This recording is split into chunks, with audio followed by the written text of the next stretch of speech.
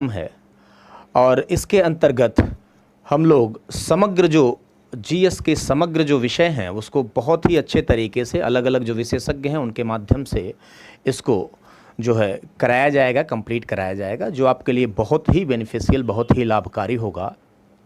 और इसमें आप देख रहे हैं जैसा कि यहाँ है भी कि इस कूपन का जो यहाँ कूपन कोड दिया हुआ है, अगर आप उसका इस्तेमाल करते हैं तो इस कोर्स में आपको 20% का जो है उसका आपको कुछ छूट मिलेगी, उसका लाभ आपको प्राप्त होगा।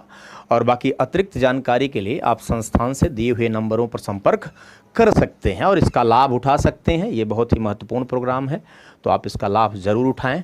ठीक है, तो चलिए आप तेज़ी से आप लोग जुड़ जाइए तो फिर इस प्रोग्राम को आगे बढ़ाया जाए। जैसा कि मैंने कहा कि आज से जो प्रोग्राम ये सेशन होगा इस समय, जिसकी टाइमिंग 7 से 8:30 बजे, ठीक है, यानी ये 1.5 घंटे का प्रोग्राम होगा। Good evening Srishti ji, good evening. Preeti ji good evening. तो आप सभी लोग थोड़ा सा आ जाएं, फिर हम लोग जो है प्रारंभ करें, शुरुआत किया जाए। नमस्कार नमस्कार रामधनी जी, विशुन जी गुड इवनिंग, रहनुमा जी गुड इवनिंग, आप सभी को गुड इवनिंग, शुभ सायंकाल। तो आप आ जाएं, आप लोग जुड़ जाएं, जितने शीघ्र आप लोग जुड़ जाएंगे उतने ही जल्दी हम लोग आज के सेशन को प्रारंभ करेंगे। ठीक है, तो बहुत ही महत्वपूर्ण ये सेशन है, बहुत ही महत्वपूर्ण प्रोग्राम है। ठीक, आप जुड़ें जीएस वर्ड संस्था से और इसका लाभ उठाएं। और इसी क्रम में मैं आपको बताना चाह रहा हूं, जैसा कि आप लोगों को पता ही होगा कि आज यूपीएससी का जो रिज़ल्ट है, अंतिम परिणाम, ठीक है, यूपीएससी का, वो संघ लोक सेवा आयोग का घोषित हो गया है।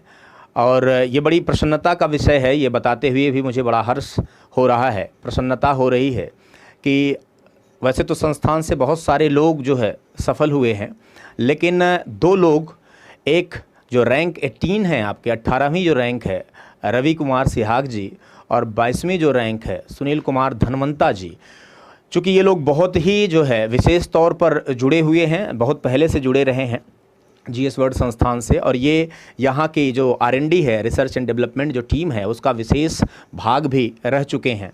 तो बहुत ही ये हर्ष का विषय है संस्था के लिए भी और आप लोगों के लिए भी, क्योंकि किसी की भी सफलता, किसी भी व्यक्तिगत किसी की भी सफलता, खासकर हिंदी माध्यम की जो सफलताएँ हैं वो आपके लिए जो है बहुत ही प्रेरणादायक हैं। ठीक है, तो बीच में जैसे कुछ समय आप देखिए, पिछले कुछ सालों में थोड़ा सा जैसे तथाकथित रूप से हिंदी का ग्राफ लोगों का कहना है कि गिर रहा था या रिजल्ट, तो आप कह लीजिए कि उसमें थोड़ा सा जो है, बहुत थोड़ा क्या, काफ़ी जो है उसमें आप आशान्वित हो सकते हैं, आपके लिए बड़ा प्रेरणादायी भी रहेगा। और हालांकि अभी चूंकि मैं अंतिम तौर पर कुछ नहीं कहना चाहता हूं, क्योंकि बहुत सारे ये भी हैं कि पहले से ही कुछ कह देना, ठीक है, लेकिन फिर भी अभी तक जो न्यूज़ प्राप्त हो रही है उसमें आप देखें कि जो अंडर 50 हैं, यानी 50 रैंक के अंदर कई उसमें जो है, ठीक है, 50 रैंक के अंदर जो है कई हिंदी के महत्वपूर्ण जो हिंदी के विद्यार्थी हैं वो भी क्या है इसमें शामिल रहे हैं। तो ये बहुत ही खुशी का विषय है। और अब मैंने कहा जैसा कि सभी खासकर हिंदी भाषियों के लिए जो है एक बहुत ही एक उम्मीद का, एक बहुत आशा की जो है ये बात है।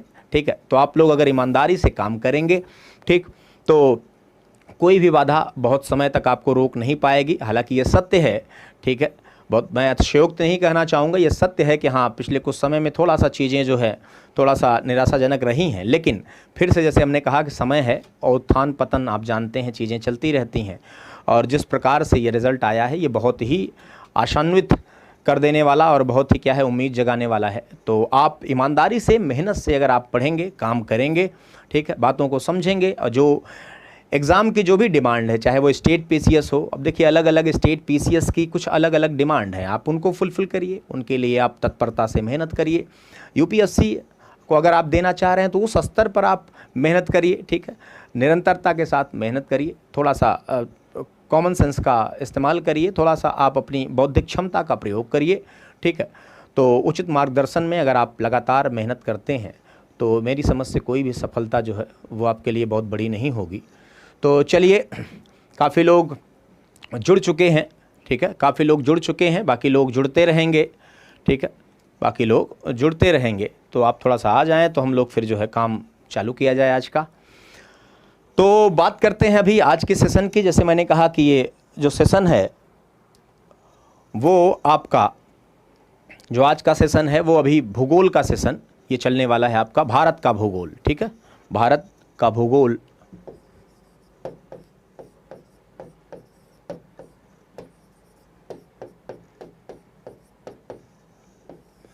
Geography of India.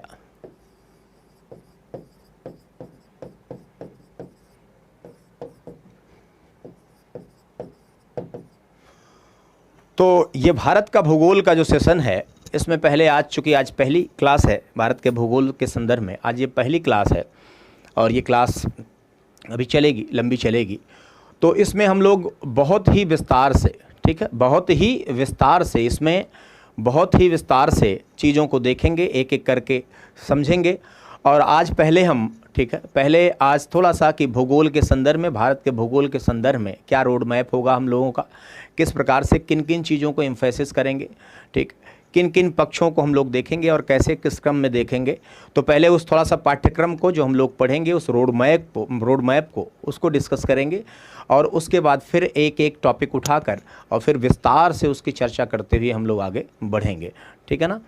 तो चलिए शुरू करते हैं। मेरे ख्याल से अब लोग जुड़ भी गए हैं और जुड़ते भी जाइए और इसका लाभ लीजिए।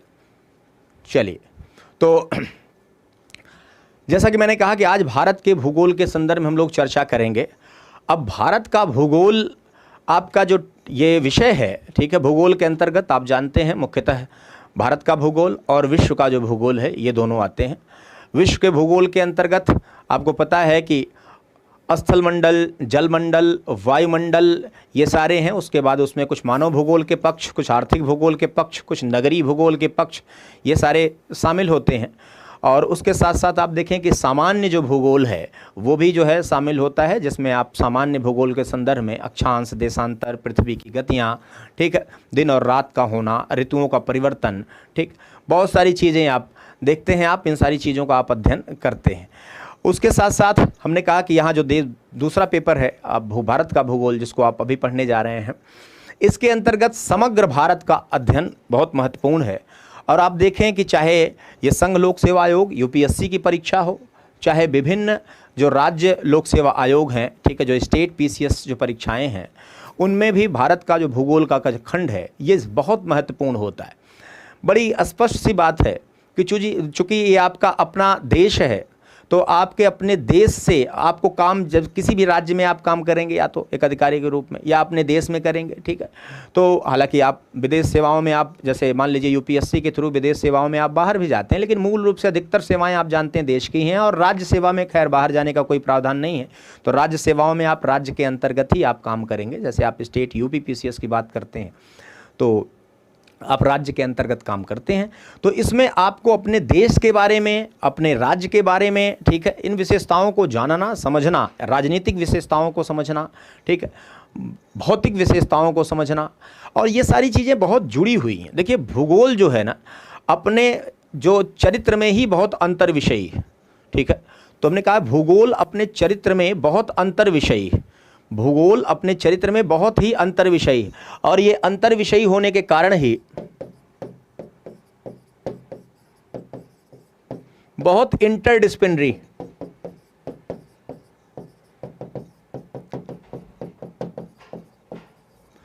This is highly interdisciplinary in nature. I am talking about geography. भूगोल, हमने कहा भूगोल बहुत ही अंतर विषयी है। तो अंतर विषयी से तात्पर्य क्या है कि भूगोल जो है अन्य विषयों से भी जुड़ा हुआ है, भूगोल अन्य विषयों से ही जुड़ा हुआ है। तो अगर आपको भारत की सांस्कृतिक विविधता समझना है, ठीक है, अगर आपको भारत की सांस्कृतिक विविधता समझना है तो आपको भारत के भूगोल को व्यापक तौर पर विधिवत तरीके से क्या है समझना पड़ेगा। अगर आपको भारत के जो अंतर्राष्ट्रीय संबंध हैं, ठीक है, नमस्कार आप सभी को, नमस्कार जो जुड़ते जा रहे हैं आप सभी को नमस्कार, ठीक है, नमस्कार आप सभी को, स्वागत है आप सभी का। जुड़ते जाइए और लाभ लीजिए, ठीक है, जुड़ते जाइए और लाभ लीजिए। तो हमने कहा कि बहुत ही क्या है अंतर विषयी है। और आपको अगर भारत की, हमने कहा जैसे भी बात हो रही है कि सांस्कृतिक विविधताओं को समझना हो, तब भी भारत का भूगोल बहुत उपयोगी। हमें अगर भारत की जो आप कहिए कि जो भौतिक जटिलता है उसको समझना हो, भारत की जो जलवायविक जटिलता है, ठीक है। वैसे तो कहने के लिए भारत एक मानसूनी जलवायु के अंतर्गत आता है, यानी भारतीय जलवायु का जो प्रतिनिधित्व करती है वो मानसून उसका प्रतिनिधित्व करता है। लेकिन फिर भी आप देखें क्षेत्रीय स्तर पर, ठीक है, अलग अलग जो भौतिक विभिन्नताएं हैं, कहीं आप उच्चावच का अंतर, उच्चावच मतलब पर्वत, पठार, मैदान, या कह लीजिए हाईएस्ट, जैसे आप पर्वतों की पीक्स कहीं देख रहे हैं, कहीं घाटी की गहराई देख रहे हैं, तो यानी कहीं एक उच्चतम बिंदु है, कहीं एक निम्नतम बिंदु है, तो आप इन सब जो है आप इनको कलेक्टिवली क्या है, उच्चावच का नाम देते हैं, ठीक है ना। तो आप अगर उच्चावची विविधता को देखें तो आप देखिए कहीं क्या है, कहीं ऊंचाई है, कहीं पर्वतीय क्षेत्र है, काफ़ी ऊंचाई है, कहीं आप देखिए मैदानी भाग है, कहीं पठारी भाग है, कहीं पहाड़ी भाग है, ठीक है। पहाड़ी और पर्वत में क्या अंतर है सब हम लोग डिस्कस करेंगे। जैसा कि मैं बार बार कह रहा हूँ कि पहली क्लास है, तो आज आप पूरे भारत को समग्र तौर पर पहले समझ लीजिए और ये भी समझ लीजिए कि कैसे हम लोग आगे बढ़ेंगे, ठीक है।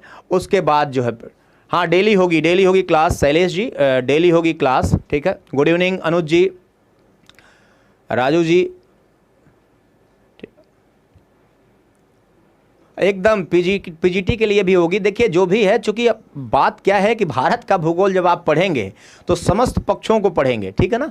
तो भारत का भूगोल जब आप पढ़ेंगे तो समस्त पक्षों को पढ़ेंगे, तो उसमें आपको सभी परीक्षाओं में इसका लाभ मिलेगा, इसमें ज़रा सा भी कोई दो राय नहीं है। और आप लगातार बने रहिए तो आपको ये समझ में भी आ जाएगा कि हाँ आपके लिए कितना लाभकारी है, ठीक है। चलिए जुड़ते जाइए और बातों को सुनते जाइए। तो जो विभिन्न जटिलताएं हैं, हमने कहा कि उच्चावच, कहीं आप देखिए ऊंचाई, अलग अलग ऊंचाइयाँ। तो जलवायविक क्या है, जलवायविक विविधता भी भारत में क्या है, विद्यमान है, यानी जलवायविक तौर पर भी क्या है, भारत काफ़ी विविधतापूर्ण देश है, ठीक है। उसी हिसाब से आप देखें यहाँ कृषि में भी काफ़ी विविधता है, हर प्रकार की फसल आप देखें, ठीक है। खाद्यान्न फसलें भी हैं, व्यावसायिक फसलें भी हैं, रोपण कृषि जिसको आप प्लांटेशन एग्रीकल्चर कहते हैं, कैश क्रॉप्स जो नगदी फसलें हैं, अलग अलग प्रकार की फसलें।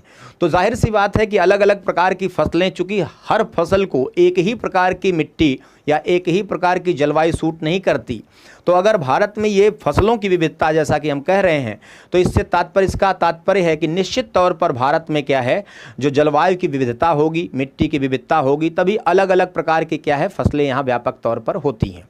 तो फसली जो या कृषि की जो विविधता है वो भी आपको दिखेगी, ठीक है ना। उसके अलावा जैसे मैंने कहा अंतर्राष्ट्रीय संबंधों की बात करें तो भारत की लोकेशन, बार बार आप जियोपॉलिटिक्स शब्द सुनते हैं, भू राजनीति, बार बार आप क्या कहते हैं, भू राजनीति शब्द सुनते हैं, बार बार आप जियोपॉलिटिक्स या भू राजनीति शब्द सुनते हैं आप, ठीक।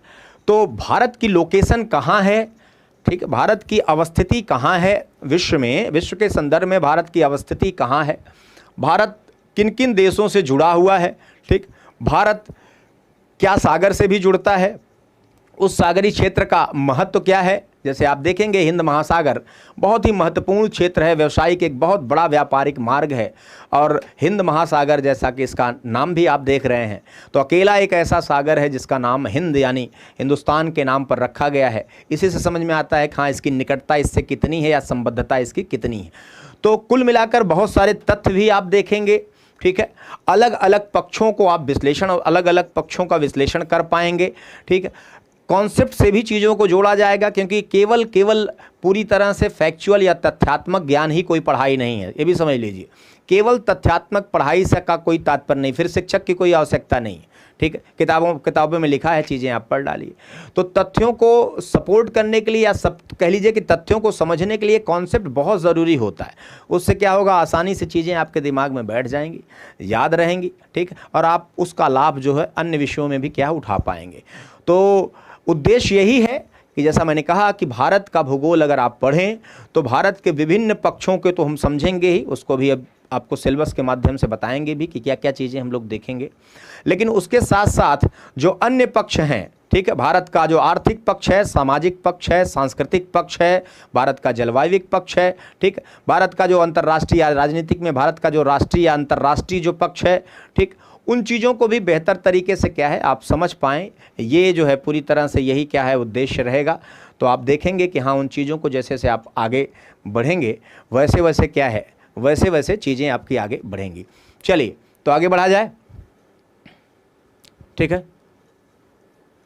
चलिए तो बाकी किसी प्रकार की जानकारी आपको बहुत विस्तार से और जानकारी चाहिए तो हमने कहा कि आप जो है बात कर सकते हैं संस्थान से, नंबर आप दिए गए हैं तो आप बात कर सकते हैं। चलिए अब यहाँ जो है देखेंगे हम लोग कि किस प्रकार से भूगोल के क्रम को कैसे देखेंगे, कैसे कैसे क्या क्या उसमें देखना है। तो जैसा कि भारत के सभी पक्षों के, भारत के भूगोल के अंतर्गत सभी पक्षों को हम देखेंगे। तो जैसे हम लोग सबसे पहले चर्चा करेंगे भारत का जो सामान्य पक्ष है,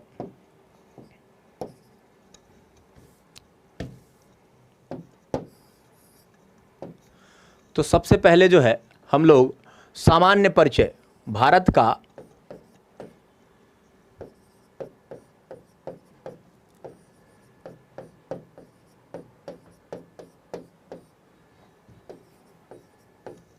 general introduction of India, Bharat का सामान्य परिचय देखेंगे।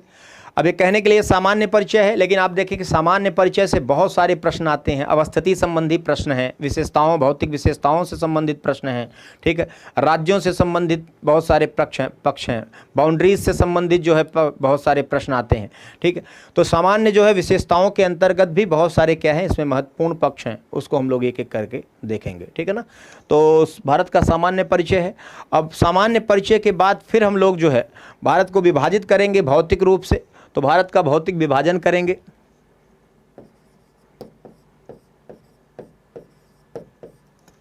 भारत का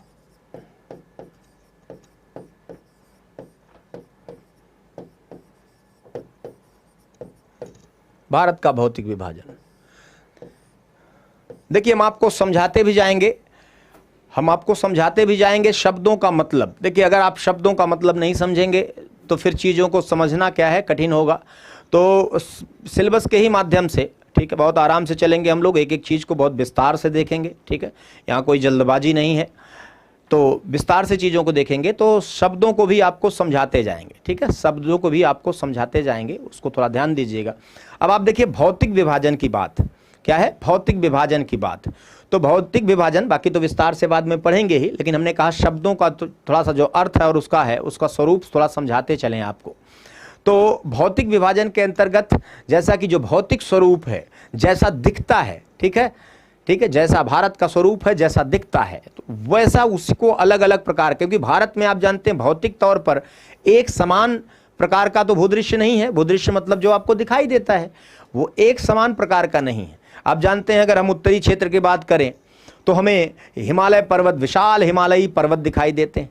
अब हिमालयी पर्वतों में भी एक समान संरचना नहीं, वहाँ भी आप देखिए अलग अलग प्रकार के आप देखते हैं, 3 रेंज, कहीं ग्रेटर हिमालय, मिडिल हिमालय, शिवालिक हिमालय या पर्वतों के बीच में घाटियाँ। जहाँ पर्वत हैं, पर्वतीय उत्थान होगा तो जाहिर सी बात है जहाँ से मलबा ऊपर की तरफ उठा होगा, ठीक है, तो निचले भागों में यानी जो फुटहिल हम लोग कहते हैं, पर्वतपदीय क्षेत्रों में घाटी की स्थिति भी होगी।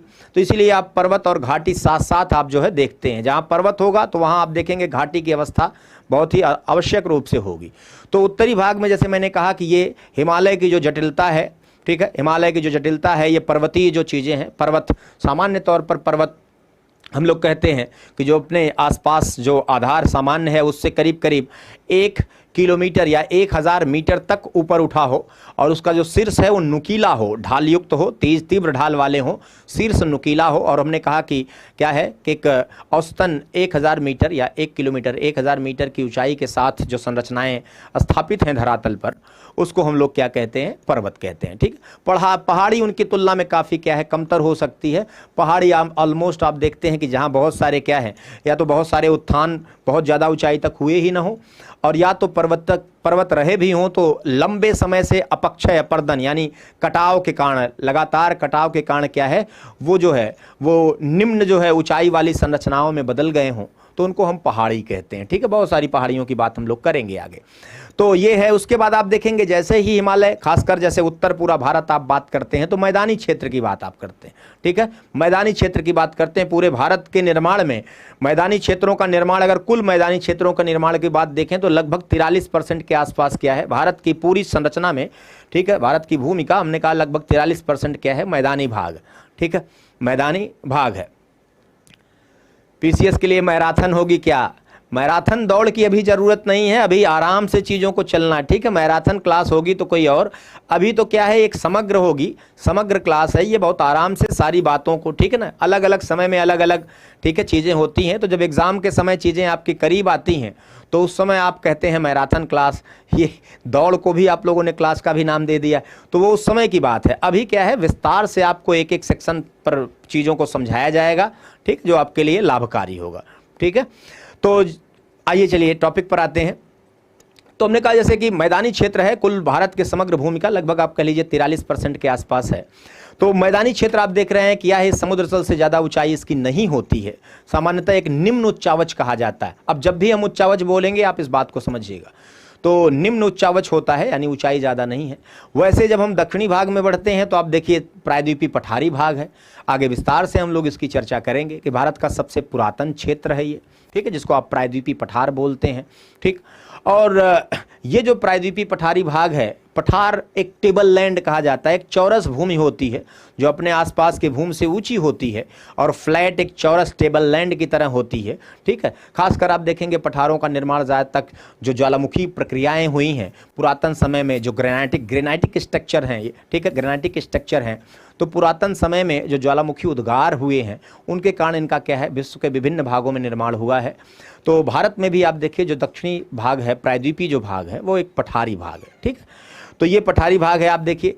इसके अलावा आप देखिए कि जगह जगह हमने कहा तटवर्ती जो क्षेत्र आपको दिखाई देगा, ठीक। तो बाकी मरुस्थल आप उत्तर पश्चिम भाग में जाएंगे तो आपको मरुस्थल सब फिगर के माध्यम से भी दिखाया जाएगा। अभी आप सारी बातों को समग्र तौर पर समझ लें, बहुत जल्दबाजी में मत रहिए। अगर आपको भारत के भूगोल को बेहतर तरीके से समझना है, भारत के भूगोल को समग्र तरीके से समझाइए, वो भी समझाएंगे, डोंट वरी, श्रेयसी आएगा, सब कुछ आएगा, ठीक है, मैप आएगा भी, ठीक है। बहुत ज़्यादा शीघ्रता मत करिए, जल्दबाजी मत करिए, मैप से भी समझाएंगे, हर चीज़ समझाएंगे, थोड़ा सा धैर्य धारण करो। तो चलो, आप लोगों की इतनी इच्छा है तो आप ले ही लीजिए। देखिए स्क्रीन पर आपको दिखाई दे रहा है, हालांकि ये पॉलिटिकल एक मैप है, तो देखते रहिए आप, आपको तसल्ली रहेगी। तो हमने कहा विस्तार से एक एक चीज़ समझाई जाएगी, इसको विस्तार से पूरा इसकी विवेचना की जाएगी, ठीक है ना। अभी बात हो रही है कि आपको क्या क्या चीज़ें किस क्रम में देखनी है। शब्द को आप समझ लें, जो हम लोग सिलेबस की बात कर रहे हैं उसमें शब्दों को आप समझ लें, ठीक, उद्देश्य ये है। उसके बाद एक एक चीज़ को बड़े विस्तार से समझाया जाएगा, ठीक है। तो थोड़ा सा धैर्य धारण करिए तो ज़्यादा क्या है, बेहतर चीज़ें रहेंगी।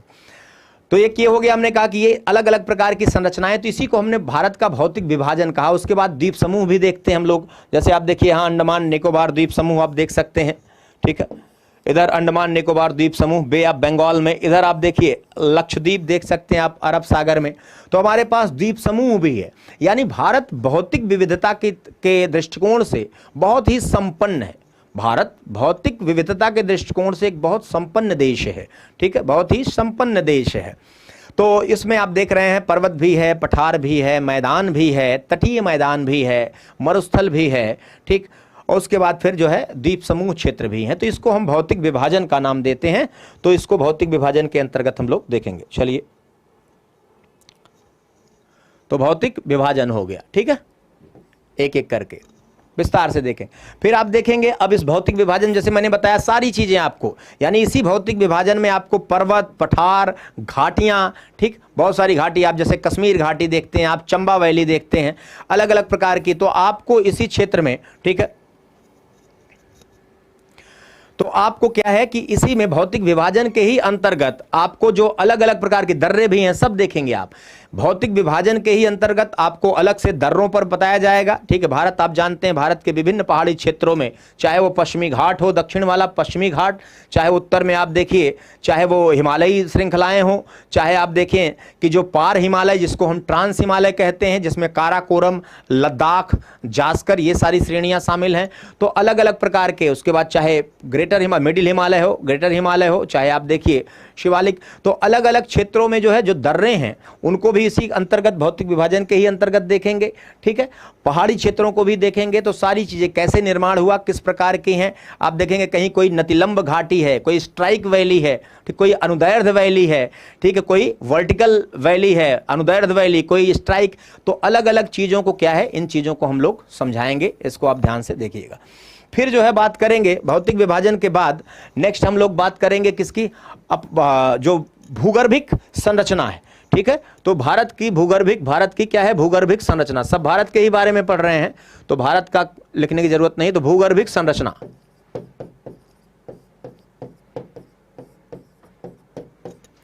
जियोलॉजिकल स्ट्रक्चर ऑफ इंडिया, ठीक है, जियोलॉजिकल स्ट्रक्चर ऑफ इंडिया, भूगर्भिक। अब देखिए भूगर्भिक संरचना से क्या तात्पर्य, जब हम भूगर्भिक कहते हैं तो भूगर्भ क्या कहते हैं, भूगर्भ, यानी पृथ्वी के गर्भ से तमाम सारी चीजें जो प्रोसेस, जो प्रक्रियाएं हुई हैं, ठीक है।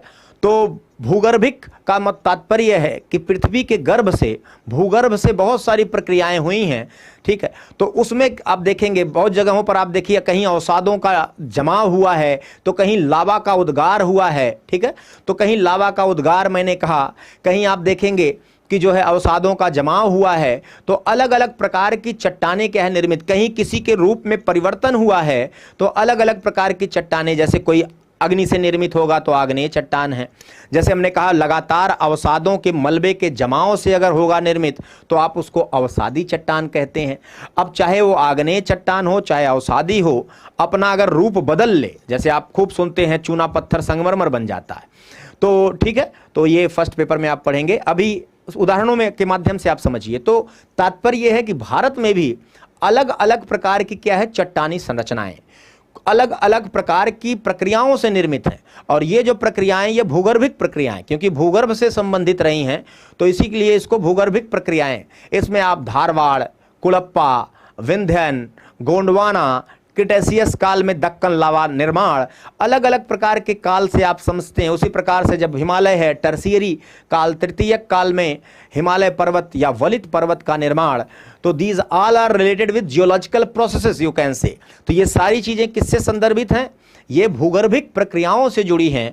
तो यानी आप देखें कि ये दो टॉपिक जो आप देख रहे हैं, भारत का भौतिक विभाजन, ये तो आपको जैसा दिखता है उसके हिसाब से बांटना, और जो निर्माण की प्रक्रिया है इन चीजों की, यानी पठार कैसे बना पर्वत, उस निर्माण की प्रक्रिया को हम लोग भूगर्भिक संरचना के अंतर्गत देखेंगे। और अगर भूगर्भिक संरचना आप बेहतर तरीके से समझ गए तो जैसे आपका बहुत प्री में एक बड़ा टॉपिक है, प्री हो चाहे मेंस हो, आप देखते हैं संसाधन से बड़े सारे प्रश्न आते हैं, क्योंकि संसाधन पर ही क्या है, संसाधन से ही संबंधित उद्योग है। तो संसाधन से ही संबंधित हमने कहा उद्योग है, तो संसाधनों का समझना हो अगर कि भारत में संसाधनों का वितरण कहाँ है, जैसे कोयला कहाँ है, लोहा कहाँ है, सोना कहाँ है, चांदी का, अलग अलग प्रकार के धात्विक अधात्विक खनिज, ठीक है, लौह अलौह खनिज, ऊर्जा संसाधन। तो अलग अलग प्रकार के अगर संसाधनों को की अगर आप बात करेंगे तो वो जो है, आप हमने कहा कि भूगर्भिक संरचना की अगर आपको समझ होगी तो आप उन संसाधनों को भी क्या है, बेहतर तरीके से समझ पाएंगे, ठीक है। तो भूगर्भिक संरचना हमने कहा ये भी बहुत महत्वपूर्ण पक्ष है। उसके बाद हम लोग चर्चा करेंगे भारत के अपवाह तंत्र पर। किसकी चर्चा करेंगे, भारत के अपवाह तंत्र पर। जो लोग बाद में जुड़े हैं उनको फिर से बता दें, ठीक है, जो लोग बाद में जुड़े हैं उनको फिर से बता दें कि हम लोग भारत के भूगोल, आज से ये सेशन आपका नया शुरू हुआ है भारत का भूगोल, और इसमें भारत के भूगोल को समग्र तरीके से हम लोग क्या है सब देखेंगे, सारे पक्षों को। तो अभी हम थोड़ा सा सिलेबस के बारे में, पाठ्यक्रम क्या किस क्रम में हम लोग आगे बढ़ेंगे उसकी बात हम लोग कर रहे हैं, और फिर एक एक बिंदु को, एक एक टॉपिक को लेकर, विषय को लेकर, और उसको क्या है पूरी तरह से विस्तार से उसका अध्ययन करते हुए हम लोग आगे बढ़ेंगे। तो थोड़ा धैर्य धारण करिएगा, ठीक है, हर जगह जल्दबाजी में रहना ठीक नहीं। तो हमने कहा ये चूंकि बैच आपका 2023 पीसीएस यूपी पीसीएस के संदर्भ में है, लेकिन बाकी परीक्षाओं में भी आपको पूरी तरह से मदद करेगा, इसमें कहीं कोई दो राय नहीं है। तो आप इसका लाभ लीजिए, जुड़िए, ठीक है। देवरिया की देवनगरी से, देवरिया से बहुत बहुत नमस्कार प्रदीप यादव जी, बहुत बहुत नमस्कार, ठीक है। आपकी भूमि को भी, समस्त भारत की भूमि को समस्त भारत की भूमि को नमस्कार, प्रणाम। भारत आप जानते हैं केवल एक देश नहीं, एक राष्ट्र है, और राष्ट्र जब हम कहते हैं तो एक भावना है, ठीक है। देश तो एक भौतिक आकार हो गया, लेकिन जब राष्ट्र कहते हैं तो एक क्या है, भावना है। तो इन सब चीज़ों की बात, तो आगे देखिए, भूगर्भिक संरचना के बाद हमने कहा अपवाह तंत्र की बात करेंगे हम लोग, अपवाह तंत्र की बात करेंगे, ड्रेनेज पैटर्न या ड्रेनेज सिस्टम की बात करेंगे, ड्रेनेज सिस्टम,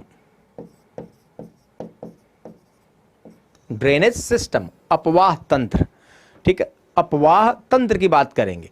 तो भारत से अपवाह तंत्र से भी बहुत सारे प्रश्न आते हैं, आप देखते हैं चाहे कोई भी परीक्षा हो, हमने कहा ना किसी भी प्रकार की परीक्षा हो तो बहुत सारे जो है, ठीक है, बहुत सारे प्रश्न अपवाह तंत्र से आते हैं। जब अपवाह की बात हम कहते हैं तो हम ड्रेनेज की बात करते हैं, तो हम क्या कहते हैं, एक नदी के बहाव से, सामान्य संदर्भ में क्या है, एक नदी के बहाव की बात करते हैं। ठीक है, नदी के बहाव की बात करते हैं। जैसे आप जानते हैं कोई भी नदी, ठीक है, अपने एक उद्गम से अपेक्षाकृत जो ऊंचाई वाला स्थान होगा, वो कोई पर्वतीय क्षेत्र हो सकता है, कोई पठार या कोई पहाड़ी ऊंचाई वाली कोई चोटी हो सकती है। ठीक है ना, किसी ऊंचाई वाले, जाहिर सी बात है नदी है, किसी ऊंचाई वाले क्षेत्र से ही निकलेगी, और निकल कर आप देखिए पूरी तरह